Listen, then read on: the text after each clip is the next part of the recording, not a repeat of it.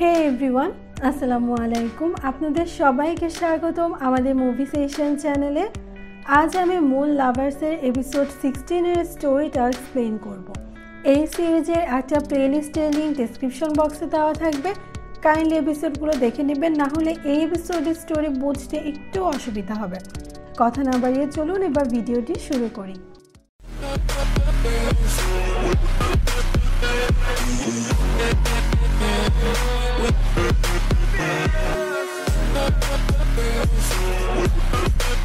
Episode 16-এর শুরুতেই আমরা দেখতে পাই সুন আর সৈন্যদলের মধ্যে একটা টাফ ফাইট হচ্ছে।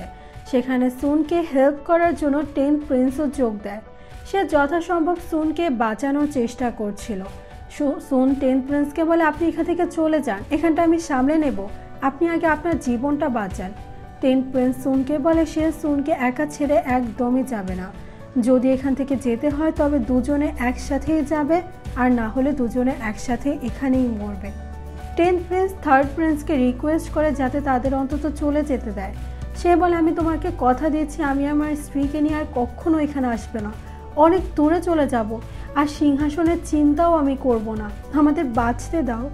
আমরা তো ভাই, দুজনে একসাথে বড় হয়েছি, ছোটবেলা থেকে একসাথে থেকেছি, পড়েছি, কত সময় কাটিয়েছি, কত ভালো মুহূর্ত কাটিয়েছি, অন্তত ভাই হওয়ার খাতিরে আমাদেরকে যেতে দাও। কিন্তু 3rd প্রিন্সের মনটা তো পুরো পাথরের মতো, এই কথাগুলো তার মনকে একটুও ছুঁতে পারে না। তখন পিছন থেকে একজন 10th প্রিন্সের উপর তলোয়ার চালায়। সুন ভাগ্যক্রমে সেটা দেখে ফেলে আর 10th প্রিন্সের আগে এসে দাঁড়িয়ে যায়, আর সেই তলোয়ারটা সুনের উপর দিয়ে চলে যায়। সুন ব্যালেন্স হারিয়ে মাটিতে লুটিয়ে পড়ে। সুন এই সময় 10th প্রিন্সকে বাঁচার জন্য বলছিল, সে বারবার বলছিল, আপনি অন্তত নিজের প্রাণটা বাঁচান, এখান থেকে পালিয়ে যান। 10th প্রিন্স সুনকে সামলাতে সামলাতে বলে, যদি যাই তাহলে দুজনে একসাথেই যাব, আর নাইলে যাব না। আর সুন 10th প্রিন্সের হাতেই মারা যায়। তখন 3rd প্রিন্স 10th প্রিন্সকে লক্ষ্য করে তার উপর একটা তীর ছুঁড়ে, আর সেটা গিয়ে 10th প্রিন্সের হাতে লাগে। তখন 4th প্রিন্স সেখানে আসে আর 3rd প্রিন্সকে রিকোয়েস্ট করে, আপনি সুকে তো মেরে ফেলেছেন, অন্তত 10th প্রিন্সকে ছেড়ে দিন। সবাই জানে ও কীরকম মনের মানুষ, সবাই জানে ওর মনে কখনো সিংহাসনের লোভ ছিল না। 14th প্রিন্স 3rd প্রিন্সকে আটকানোর অনেক চেষ্টা করে, কিন্তু ততক্ষণে 3rd প্রিন্স আরও একটা তীর ছোড়ে, আর সেটা গিয়ে 10th প্রিন্সের বুকটা ভেদ করে যায়। 4th প্রিন্স পুরো দিশেহারা হয়ে পড়ে, সে বুঝতেই পারছিল না ঠিক কিভাবে করলে সে 10th প্রিন্সকে বাঁচাতে পারবে।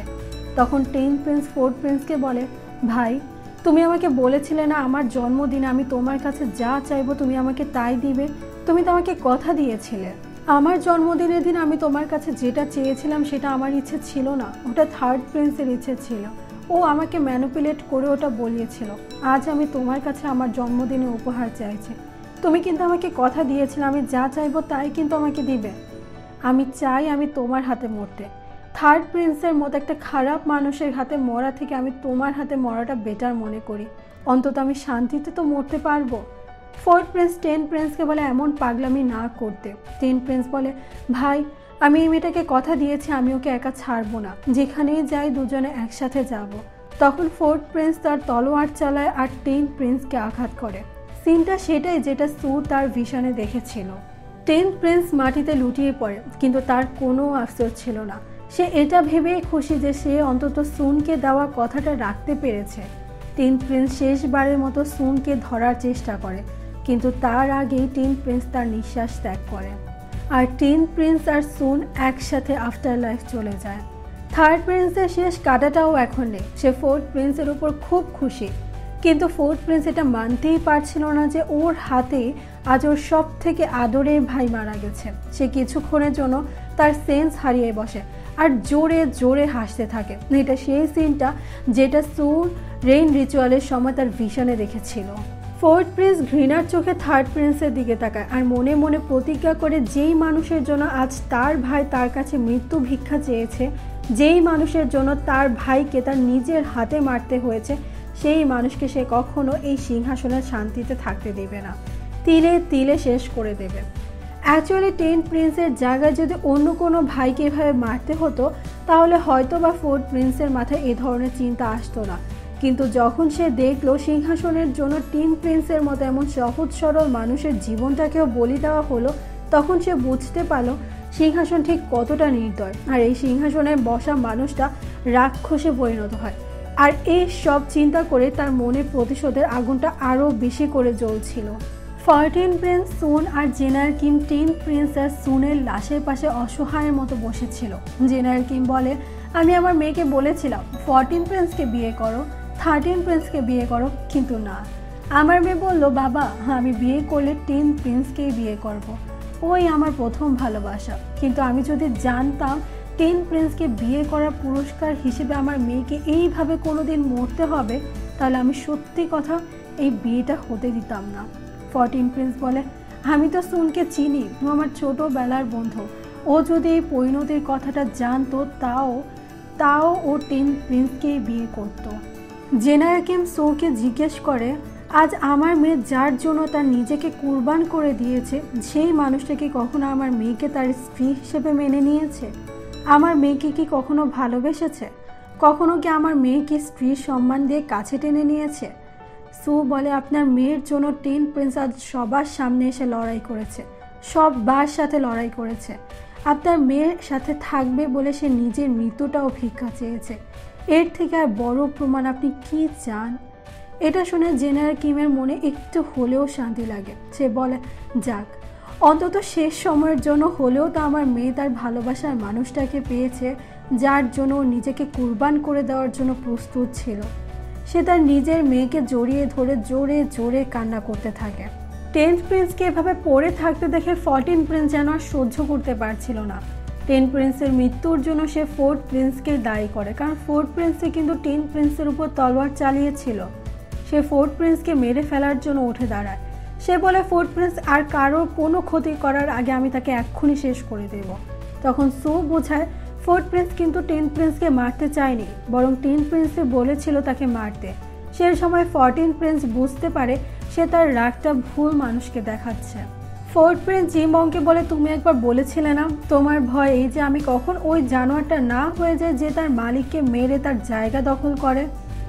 আজ আমি বলছি তোমার সেই ভয়টা সত্যিতে পরিণত হলো। আমি সেই জানোয়ারটাই হব যে তার রাজাকে শেষ করে রাজসিংহাসন দখল করবে। জিমং বুঝে যায় 4 প্রিন্স এখন রাজা হতে চায়। 4 প্রিন্সের চেহারা দেখে আমরা সাফ বুঝতে পারি 10 প্রিন্সের মৃত্যু তাকে ভিতর থেকে ভেঙে দিয়েছে। সে এখন রাজা হতে চায় যাতে এরকম কোনো সিচুয়েশন আর ফিউচারে এসে না দাঁড়ায়। 4 প্রিন্স জেনারেল কিমকে বলে সে রাজা হতে চায়, আর সে চায় জেনারেল কিম তাকে রাজা হতে সাহায্য করুক। জেনারেল কিম বলে, তোমার বাবা যখন রাজা হলো তার আগে সে তার আপন সবাইকে দূরে সরিয়ে দেয়। সে জানে তার কাছের মানুষগুলো তাকে কতটা ভালোবাসে, কিন্তু তবুও তার ভালোবাসার মানুষগুলোকেই কিন্তু সে দূরে সরিয়ে দিয়েছিল। আর তোমার ভাইকে দেখো, সেও তো রাজসিংহাসন পাওয়ার জন্য তার নিজের ভাইকে মেরে ফেললো। এত কিছু দেখে তুমি তো এতটুকু নিশ্চয়ই বুঝতে পারছো রাজসিংহাসন পেতে হলে সারা জীবনের জন্য একা হতে হয়। তোমার কোনো পিছুটান থাকতে পারবে না, আর থাকলে তুমি কখনো রাজা হতেও পারবে না। আর তুমি যদি বলো যে তুমি সমস্ত কিছু ত্যাগ করতে পারবে, তাহলেই আমি তোমাকে সাহায্য করব। জিমং আর 13 প্রিন্স বুঝতে পারে জেনারেল কিম কাকে ইশারা করছে। 4 প্রিন্সের জীবনে বর্তমানে একটাই উইক পয়েন্ট, আর সেটা হলো সু। যদি 4 প্রিন্স সুয়ের প্রতি গিভ আপ করতে পারে তবেই তার সমস্ত পিছুটান চলে যাবে, আর সে তখনই একজন রাজা হতে পারবে। 4 প্রিন্সও ব্যাপারটা বুঝতে পারে, তবে সুকে তো সে ভালোবাসে, কিন্তু সময়ের ডিমান্ড বলছে সুকে ছেড়ে দিতে, আর 4 প্রিন্সও সেটা অ্যাকসেপ্ট করে নেয়। 8 প্রিন্স যখন 10 প্রিন্সের মৃত্যুর খবর জানতে পারে তখন তার হাতের এক্সপ্রেশন দেখে আমরা বুঝতে পারি এই ব্যাপারে তার কতটা খারাপ লেগেছে, কিন্তু সে তার ইমোশনটাকে তার ফেসে আসতে দেয় না, আর সব সময়ের মতো চুপ করে সবটা মেনে নেয়। 13 প্রিন্স 4 প্রিন্সকে বলে 10 প্রিন্স আর সুনকে দেশদ্রোহী এর অপবাদে তাদের শেষ সৎকারটাও করতে দেওয়া হয় না, বরং তাদের বডিগুলোকে খেতে ফেলে দেওয়া হয়েছিল যাতে করে পোকামাকড় এসে এদের বডিগুলোকে পচিয়ে দিতে পারে। কিন্তু 14 প্রিন্স আর 13 প্রিন্স কোনোভাবে বডিগুলোকে নিয়ে একটা জায়গাতে লুকিয়ে লুকিয়ে কবর দেয়, যাতে অন্তত এই দুটো মানুষকে মরার পরেও পোকামাকড়ের অত্যাচার সহ্য করতে না হয়। 13 প্রিন্স তার বুকে পাথর রেখে বলে 10 প্রিন্সের বুকে যে তীরটা লেগেছিল সেটা 14 প্রিন্স অনেক চেষ্টা করেছিল বের করার, কিন্তু বের করতে পারেনি। তাই বাধ্য হয়ে এই তীরটা ভেঙে ফেলতে হয়, আর বাকি অংশ ওভাবেই থাকে, আর সেভাবেই 10 প্রিন্সকে কবর দিতে হয়। এই সব কিছু শোনার পর ফোর্থ প্রিন্স তার টার্গেট পূরণের জন্য নিজেকে আরও ডিটারমাইন করে ফেলে। ফোর্থ প্রিন্স এখনও নিজেকে টিন প্রিন্সের মৃত্যুর জন্য দায়ী করতে থাকে, কিন্তু জি মং ফোর্থ প্রিন্সকে বোঝায় ফোর্থ প্রিন্স শুধুই এটা ভাবছে। ফোর্থ প্রিন্স টিন প্রিন্সের কথা শুনে টিন প্রিন্সের সাথে যা করেছে সেটাই ওর জন্য বেস্ট ছিল। ফোর্থ প্রিন্স জানে ওর পরের কাজ হচ্ছে সুকে দূরে সরানো, কিন্তু সুকে একটা ভ্যালিড এক্সপ্লেনেশন দিতে হবে। যদি যা তা যেভাবে সেভাবে সুকে বুঝিয়ে বাঁচিয়ে দেয়, সু এটা কখনোই মানবে না। তাই ও একটা অন্য পথ বের করে। ফোর্থ প্রিন্স সুয়ের সাথে দেখা করে আর খুব রেগে বলে, আমার ভাই শুধুমাত্র তোমার ভুলের জন্য আজ মারা গেল। আজ তোমার ভুলের জন্যই আমার ভাইকে আমার নিজের হাতে মারতে হয়েছে। তুমি যদি আমাকে ওর খবর জানাতে তাহলে আমি ওকে কোনোভাবে হলেও বাঁচাতে পারতাম, কিন্তু তুমি তো আমাকে বিশ্বাস করলেই না, উল্টে সব কিছু লুকিয়ে গেলে। সো জানে ফোর্থ প্রিন্স যা বলছে তার সবটা ঠিকই বলছে। ও নিজেও মানে এই সব কিছুর জন্য ও নিজেও দায়ী, তাই ও চুপ করে সবটা শুনতে থাকে। ফোর্থ প্রিন্স সোকে বলে, আর কোনো দিন আমার সামনে আসবে না। তোমার চেহারা দেখতে প্রতি মুহূর্তে মনে পড়বে টিন প্রিন্সের সেই অসহায় মুখের কথা। তাই এখন থেকে আমি আর তোমার চেহারা দেখতেও চাই না। আমাদের মধ্যে যা কিছু ছিল সব কিছু এখন এই মুহূর্তে আমি এখানেই শেষ করে দিচ্ছি। ফোর্থ প্রিন্স সোয়ের মনটা তো ভেঙে দিল, কিন্তু ও নিজেও এই সব কিছুর জন্য খুব কষ্ট পাচ্ছিল। তবে সে এখন এটাই ভাবছিল, একবার যখন সব কিছু ঠিক হয়ে যাবে আর সব কিছু নিজের করে ফেলতে পারবে, তখন সুকে ঠিক আবার নিজের কাছে ফিরিয়ে আনবে। 14 প্রিন্স থার্ড প্রিন্সের সাথে দেখা করতে যায়। 14 প্রিন্সের এখন এই জায়গা, এই প্যালেস, থার্ড প্রিন্স সব কিছুর উপর, মানে সবার উপর রাগ হচ্ছিল। সে এখন এইখানে আর একটা মুহূর্ত যেন কাটাতে পারছিল না। সে থার্ড প্রিন্সকে বলে তাকে যেন বর্ডারে পাঠিয়ে দেওয়া হোক। 13 প্রিন্স বলে, তুমি আমার আপন ভাই, আমি তোমাকে কিভাবে বর্ডারে মরার জন্য ছেড়ে দেব? 14 প্রিন্স বলে, আমি তো আপনার আপন ভাই, আর সেই জন্যই তো আমাকে বর্ডারে যেতে হবে, যাতে কিছুটা হলেও আমি আপনার পাপের বোঝাটা কমাতে পারি। দেখা যাক উপরালা আমাকে কোন শাস্তি দেন আপনার আপন ভাই হওয়াতে। আমি আজীবন আপনাদের কথা মতো চলেছি, পুতুলের মতো নেচেছি, কিন্তু আমি আর এভাবে থাকতে পারছি না। যদি সেদিন আমি একটু সাহস করে আপনার কথা সবাইকে জানিয়ে দিতাম, তাহলে আমার সেই ভাইটাকে আজ এভাবে মরতে হতো না।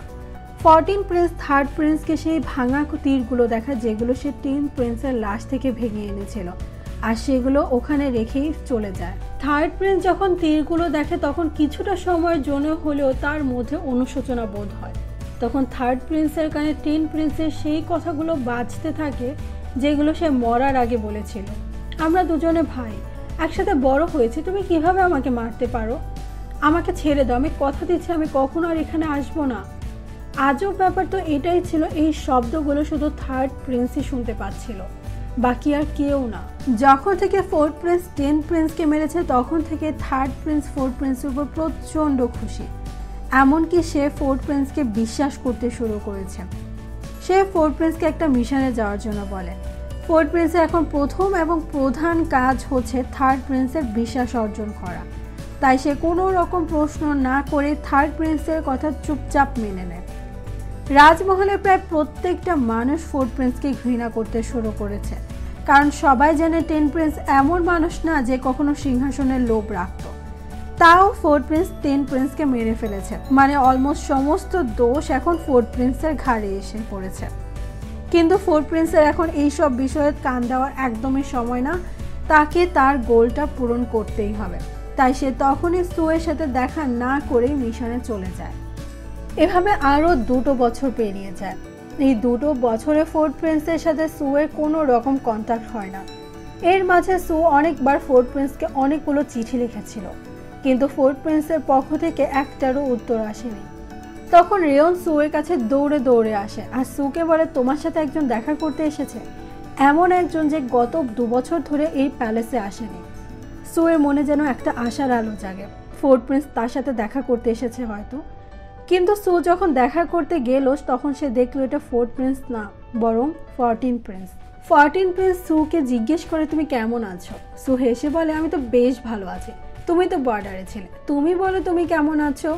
কিন্তু সুয়ের মুখের এই মিথ্যে হাসি 14 প্রিন্স বুঝতে পারে। সেটাও বুঝতে পারে ফোর্থ প্রিন্সকে ছাড়া সু এখানে একদম ভালো নেই। 14 প্রিন্স তার ফিলিংসটা সুকে জানাতে চাইছিল, কিন্তু সুয়ের এই অবস্থা দেখে সে আর জানাতেই পারলো না। সু আর 14 প্রিন্স পুরো প্যালেস ঘুরে বেড়াচ্ছিল। তখন তাদের সাথে 13 প্রিন্স আর ওহি এর দেখা হয়। 14 প্রিন্স ওহিকে একদম পছন্দ করতো না, কারণ ওহি এর রাজের সাথে সবসময় এই রাজের একটা প্রবলেম লেগেই থাকতো। 14 প্রিন্স 13 প্রিন্সকে বলে তুমি সবসময় ভুল মানুষকে সাপোর্ট করো, এতদিন 4 প্রিন্সকে করতে আর এখন এই মেয়েকে করছো। 13 প্রিন্স 14 প্রিন্সকে ধমক দিয়ে বলে মুখে লাগাম রেখে কথা বলতে। 14 প্রিন্স এতে রেগে যায় আর সেখান থেকে চলে যায়। 13 প্রিন্স সুকে জানায় 14 প্রিন্সের সাথে সাথে 4 প্রিন্সও প্যালেসে ফিরে এসেছে।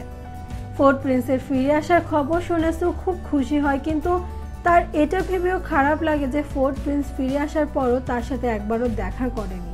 অন্যদিকে আমরা 3rd প্রিন্সকে দেখতে পাই, তার অবস্থা একদম খারাপ হয়ে গেছে।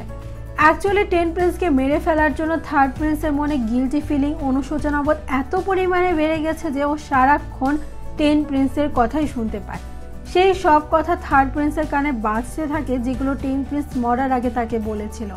তার কাছে প্রাণের ভিক্ষা চেয়েছিল, সুয়ের প্রাণের ভিক্ষা চেয়েছিল। এসব আওয়াজ থেকে বাঁচার জন্য 3rd প্রিন্স সারাক্ষণ মন্দিরের সামনেই বসে থাকে আর ঘন্টা বাজাতে থাকে, কিন্তু এসব শব্দ যেন তার পিছুই ছাড়ছিল না। রানী ও 3rd প্রিন্সকে দেখে বুঝতে পারে 3rd প্রিন্স আর বেশি দিন রাজা হয়ে থাকতে পারবে না, তাই সে 3rd প্রিন্সকে বলে 14 প্রিন্সকে ক্রাউন প্রিন্স বানিয়ে দিতে, যাতে 3rd প্রিন্সের কিছু হলে 14 প্রিন্সকে ইজিলি রাজা বানানো যায়। 3rd প্রিন্স রেগে গিয়ে বলে, কেন? আমার তোমাকে কি আর দরকার নেই? আমি অসুস্থ হয়ে গিয়েছি বলে কি তোমার এখন ছোট ছেলের কথা মনে পড়ে গেল? কেন আমি ওকে ক্রাউন প্রিন্স বানাবো? কি করেছো আমার জন্য? আমার সাথে যাতে থাকতে না হয় তাই 2 বছর আগে আমাকে ছেড়ে বর্ডারে চলে গেছে। যদি আমার জন্য কেউ করেই থাকে আর এই রাজ্যের জন্য কেউ কিছু করেই থাকে, আর সেটা হলো 4th প্রিন্স। কাউকে রাজা যদি বানাতে হয় তাহলে আমি 4th প্রিন্সকে বানাবো।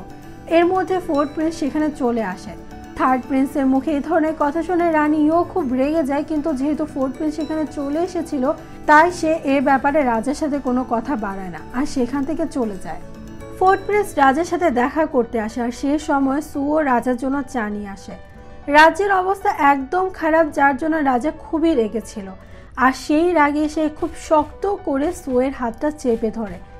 এতটাই জোরে ধরেছিল যে বোঝাই যাচ্ছিল সু কতটা ব্যথা পাচ্ছে। 14 প্রিন্স সুয়ের হয়ে কিছু বলতে যাবে, কিন্তু 8 প্রিন্স 14 প্রিন্সকে থামিয়ে দেয়। 4th প্রিন্সও ব্যাপারটা নোটিস করে। সুকে ছাড়ানোর জন্য 4th প্রিন্স বিনা দোষে রাজার কাছে ক্ষমা চাইতে থাকে, কারণ এটাই একমাত্র পথ রাজাকে শান্ত করার। 4th প্রিন্সের এই কায়দাটা কাজ করে যায় আর রাজা সুয়ের হাতটা ছেড়ে দেয়। 4th প্রিন্স প্যালেসের সেই জায়গাতে একা একা আসে যেখানে সবসময় সুয়ের সাথে আসতো। কিছুক্ষণ পর সেখানে সু নিজেও আসে। সো 4th প্রিন্সকে বলে, আমি জানি তুমি এখনো আমাকে ভুলতে পারবে, যদি ভুলে যেতে তাহলে কখনো এখানে আসতে না। 4th প্রিন্স সুকে ইগনোর করতে চায়, কিন্তু সু 4th প্রিন্সকে জড়িয়ে ধরে আর জিজ্ঞেস করে, তুমি কি সত্যিই আমাকে ভুলে গেছো? সত্যি তোমার মনে আমার জন্য আর কোনো জায়গা নেই? 4th প্রিন্স আপাতত একটা ডিস্টেন্স ক্রিয়েট করতে চাইছিল, তাই কোনো মতে নিজের ইমোশনটাকে কন্ট্রোল করে আর সেখান থেকে চলে যায়। বেচারি সু সেখানে একাই দাঁড়িয়ে থাকে। আপনাদের নিশ্চয় মনে আছে ওহি আর 3rd প্রিন্সের মধ্যে কি ডিল হয়েছিল। ওহি যদি 3rd প্রিন্সের হয়ে গোয়েন্দার কাজ করে তাহলে 3rd প্রিন্স ওহি এর রাজ্যে সবকিছুতে সাহায্য করবে, কিন্তু 3rd প্রিন্স তার কোনো শর্ত পূরণ করে না, আর তাই ওহিও বলে দেয় সে এখন আর 3rd প্রিন্সের হয়ে কোনো গোয়েন্দার কাজ করবে না। তখন 3rd প্রিন্স ওহিকে থ্রেট দিয়ে বলে, যদি ওহি এমনটা না করে তবে 3rd প্রিন্স 13 প্রিন্সকে বলে দেবে ওহি এই 2 বছর ধরে 4th প্রিন্স আর 13 প্রিন্সের উপর স্পাইয়ের কাজ করছিল। তখন বাধ্য হয়ে ওহিকে চুপ থাকতেই হয়, কারণ সে 13 প্রিন্সকে হারাতে চায় না। সু আর 4th প্রিন্সের আবারও দেখা হয়, তবে দূর থেকে এবার 3rd প্রিন্সও তাদের দেখতে পায়। যদিও 3rd প্রিন্স জানে যে এদের দুজনের মধ্যে গত 2 বছর ধরে কোনো রকম কন্ট্যাক্ট নেই, তবুও একটা লাস্ট টেস্ট করতে ক্ষতি কোথায়, এটা জানার জন্য যে সুয়ের প্রতি 4th প্রিন্সের ফিলিংস এখনো কোনো বাকি আছে কিনা। সে সুকে টার্গেট করে একটা তীর ছোড়ে, সেটা 4th প্রিন্স দেখতে পায় আর সুকে বাঁচায়, তবে তীরটা 4th প্রিন্সের হাত ঘেঁষে চলে যায়। রাজা 4th প্রিন্সকে বলে, আমি ভাবিনি তুমি সুকে বাঁচাবে। 4th প্রিন্স বলে, আমি সুকে বাঁচিয়েছি শুধুমাত্র আপনার জন্য। রাজা জাস্ট আনন্দের জন্য একটা কোর্ট লেডিকে এভাবে মেরে ফেলল, এই কথাটা শুনতে অবশ্যই কারোর ভালো লাগবে না, আর এই রাজ্যের জন্য এটা একদমই ভালো না। হাতের ক্ষতর জন্য 4th প্রিন্সের শরীর খুব খারাপ হতে থাকে। তখন 13 প্রিন্সের মাধ্যমে লুকিয়ে লুকিয়ে সু এখানে আসে আর 4th প্রিন্সের সেবা করে। ঘুমের মধ্যে যদিও 4th প্রিন্স সুকে দেখতে পায়, তবুও সে তার হ্যালুসিনেশন ভেবে এটাকে এতটা গুরুত্ব দেয় না। কিন্তু যখন সুস্থ হয় আর একটা লম্বা ঘুম থেকে ওঠে, তখন সত্যি সত্যি সুকে সামনে দেখে সে বুঝতে পারে সু তাকে সেবা করেছিল। সু চোখ খুলে 4th প্রিন্সকে প্রশ্ন করে, আপনি কেমন আছেন? কিন্তু 4th প্রিন্স তখন সুকে ইগনোর করে চলে যেতে থাকে। সো 4th প্রিন্সকে বলে, আমি জানি নিশ্চয়ই এমন কোনো কারণ আছে যেটার জন্য আপনি আমাকে বারবার ইগনোর করছেন, কিন্তু আপনি নিজেও বুঝতে পারছেন না আপনার এই ইগনোরেন্স আমাকে কতটা কষ্ট দিচ্ছে। সু আবারও জিজ্ঞেস করে, সত্যিই কি আপনি আমাকে ভালোবাসেন না? সুয়ের এই করুণ সুর শুনে 4th প্রিন্স আর নিজেকে আটকে রাখতে পারে না আর সুয়ের সামনে নিজের ফিলিংসটা এক্সপ্রেস করে দেয়। গত 2 বছর এই দুজনকে এতটা মিস করেছিল যে 4th প্রিন্স সুকে আর এক মুহূর্তের জন্য চোখের আড়াল করতে চাইছিল না। তারা দুজন একসাথে অনেকটা সময় কাটায়। রাজমহলের সব কোলাহল থেকে ধরে এরা নিজেদের একটা আলাদা দুনিয়া তৈরি করে ফেলেছিল। এখানে তারা খুব খুশিতে সময় পার করছিল। কিন্তু ভাগ্য আর এই পৃথিবী কোথায় চাইতো এই দুটো মানুষ একসাথে খুশি থাকুক। এই সময় জিমং এদের সাথে দেখা করতে আসে। জিমং জানায় রাজার অবস্থা খুব খারাপ পর্যায়ে। সে সব সময় খালি 10th প্রিন্সের শব্দ শুনতে পাচ্ছে। 10th প্রিন্সের সেই রিকোয়েস্ট, সে জীবনে ভিক্ষা চাওয়া, সব কিছুতে রাজা পুরো পাগলের মতো আচরণ শুরু করেছে। একসময় অজ্ঞানী হয়ে পড়ে গেল। এ সময় 8th প্রিন্স আসে আর সেই সুযোগে নিজেকে রাজা হিসেবে ঘোষণা করতে চায়, কিন্তু সে এটা একা করতে পারবে না। এটা করার জন্য বাকি রাজপরিবারদের সাপোর্ট দরকার। তাই 8th প্রিন্স গেছে বাকি রাজপরিবারদের কাছে হেল্প চাইতে। জিমং বলে 8th প্রিন্স ফিরে আসার আগে 4th প্রিন্সকে যে করেই হোক নিজেকে রাজা হিসেবে ঘোষণা করতে হবে, কারণ একবার যদি 8th প্রিন্স রাজা হয়ে যায় তবে তাকে রাজ সিংহাসন থেকে সরানো অনেকটা কঠিন হয়ে যাবে, কারণ সব রাজপরিবারদের সাথে 8th প্রিন্সের একটা আলাদা সুসম্পর্ক রয়েছে। সু 4th প্রিন্সকে জিজ্ঞেস করে, আপনি কি সত্যিই রাজা হতে চান? আপনি তো বলেছিলেন আপনার এসবের প্রতি কোনো লোভ নেই, অন্তত ততক্ষণ যতক্ষণ আমি আপনার সাথে আছি। 4th প্রিন্স বলে, এটা ঠিক যে আমার এসবের প্রতি আগে কোনো লোভ ছিল না, কিন্তু যেদিন 10th প্রিন্স মারা গেল সেদিন আমি প্রথম রাজা হতে চেয়েছিলাম, যাতে করে ভবিষ্যতে এ ধরনের সিচুয়েশন আটকাতে পারি। কিন্তু এই 2 বছর এইভাবে লড়তে লড়তে আমার মধ্যেও একটা সিংহাসনের লোভ চলে এসেছে। শুধু 10th প্রিন্সের মৃত্যুর বদলা নেওয়ার জন্য না, আমি নিজেও পাওয়ার চাই, নিজে রাজা হতে চাই। আমি এতটা শক্তিশালী হতে চাই যাতে কেউ আমার বিরুদ্ধে কোনো কথা না বলতে পারে, তোমাকে আমার থেকে কেউ কেড়ে নিতে না পারে। সু বুঝে যায় 4th প্রিন্স এখন আর আগের মতো নেই। যে 4th প্রিন্স শুধুমাত্র সু ছাড়া কিছুই বুঝতো না, জীবনে শুধুমাত্র সু এর কাছে ভালোবাসার অ্যাফেকশন চেয়েছে, এমনকি সুকে পাওয়ার জন্য রাজমহল পর্যন্ত ছেড়ে দেওয়ার কথা বলেছিল, সেই 4th প্রিন্স এখন পাওয়ার চাইছে, সিংহাসন চাইছে, বদলা নিতে চাইছে। সু ভাবতে থাকে এখন যদি সে 4th প্রিন্স আর রাজ সিংহাসনের মাঝে এসে দাঁড়ায় তাহলে হয়তো 4th প্রিন্স তাকে দূরে সরিয়ে দেবে। এই ভয়ে বাধ্য হয়ে সুকে 4th প্রিন্সের কথা মেনে নিতেই হয়। তবে 4th প্রিন্স সুকে কথা দেয় যে রাজা হওয়ার পর সে তার কোনো ভাইয়ের কোনো রকম ক্ষতি করবে না। আর এর সাথেই এপিসোড 16 এখানেই শেষ হয়। এই ছিল আমাদের আজকের ভিডিও। একটু ভালো লাগলে লাইক করবেন, কমেন্ট করবেন, সাবস্ক্রাইব করে পাশে থাকা বেল আইকনটি বাজিয়ে দিবেন। চাইলে আমাদের ফেসবুক পেজ এবং ইনস্টাগ্রাম আইডিতে আপনার মতামত জানাতে পারেন, লিঙ্কটা আমি ডেসক্রিপশন বক্সে দিয়ে দিব। আপনাদের এই ছোট ছোট সাপোর্ট আমাদেরকে অনেক অনুপ্রেরণা দেয়। মুন লাভার্সের যে কোনো পর্বের এক্সপ্লেনেশন দেখতে উপরের প্লেলিস্টটি চেক করুন, আর আমাদের চ্যানেলে যে কোনো র্যান্ডম ভিডিও দেখতে নিচের ভিডিওতে ক্লিক করুন। Thank you for watching. Be healthy and be safe.